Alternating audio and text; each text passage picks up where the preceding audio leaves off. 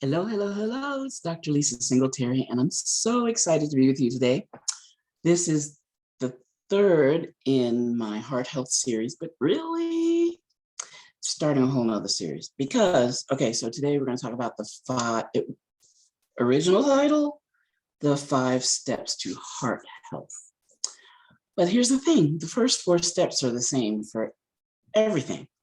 So this is going to be like an overview of the 5 steps. And then I'm going to do a series of videos on each of the 5 steps. The first 4 steps will just, they'll be the first 4 steps for anything. But then the 5th is where things start getting really, very diverse. Okay, but most people can just stop at the 3rd step, like first 3 steps, boom, stick with that, you're good. All right, so let's get on with it. So step number 1, you got to get your eating under control. And what do I mean by under control? That's different for different people, right? I mean, you could choose your vegan lifestyle, your paleo lifestyle, your carnivore, your farm to table, your Atkins, your zone, what do I love? P to E.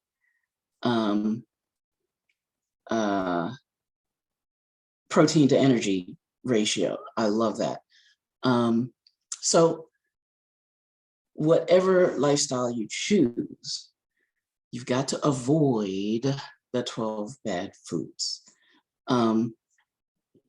The Hippocratic Oath, one of the lines in it is, first, do no harm. So we have to stop harming our bodies. And when we eat foods that cause inflammation, we are doing harm. When we eat foods that increase oxidative stress, we're doing harm. And the body's only designed to handle so much oxidative stress. So avoid the 12 bad foods. Number 1, 2, 3, and 4 on the list are gluten, wheat, barley, rye, and oats.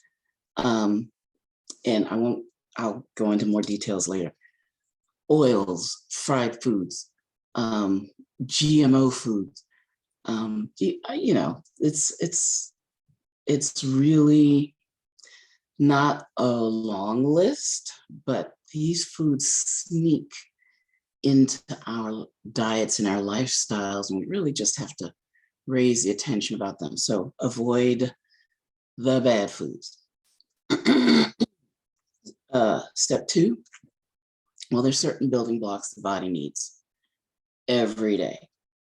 And so you got to give the body what it needs. And here's the thing. The big lie was that you can get everything you need from your food. You can't. Why not? Because it's not in the soil anymore. If it was ever in the soil in your area, it's been farmed out. But if you think about the minerals in the crust of the earth, they're not uniform across the crust of the earth.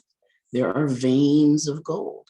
Well, there are veins of selenium. There are veins of other minerals. So you've got to, in order to get all of the minerals, all the vitamins, all the amino acids, all the essential fatty acids the body needs, you've got to supplement. And you've got to make sure that that supplement has all the minerals. Okay, that's not easy to do. So, well, it's simple to do. Actually, it's when you know where to look. Okay, so that's 1. Step 2. Step 3. I mentioned it before, but antioxidants and oxidative stress. The body naturally makes antioxidants, and the body is naturally designed to neutralize a certain amount of free radical electrons. But in this environment that we live in, between the foods that we eat, the bombardment that we have from electromagnetic radiation, from stress in our lifestyles, from toxins in our cleaning products, toxins in the environment, you name it. We are bombarded by things that cause oxidative stress and inflammation in our bodies. And so we need to give the body a little bit of boost of antioxidant power. And there are many ways to do that. You know, I know that you've heard some of the super juices, super foods, super fruit, super anti-inflammatory substances. And you just need to make sure that you get a certain amount of antioxidant power, anti-inflammatory power every day to help that overwhelm that happens to the body, because of we're in a whole different world today than our grandparents, great-grandparents, and on back. Okay, that's step 3. Step 4, it really does warrant being a step all by itself. That's gut health. And when I say gut, there are many different components to gut health. There's the lumen. That's the hole that's in the gut. There's the lining.